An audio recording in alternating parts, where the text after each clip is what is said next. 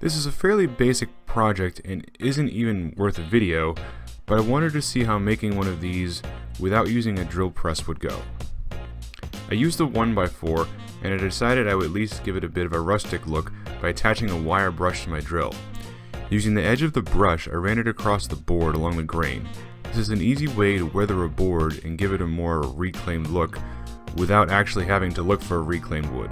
Plus it's so trendy right now that people are charging a lot for it if you buy it.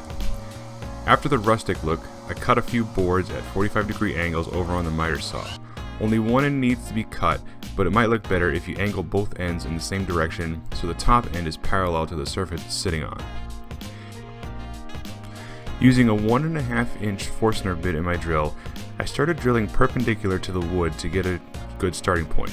Once I was sure the drill bit wouldn't slip, I started tilting the drill to a 45-degree angle during drilling.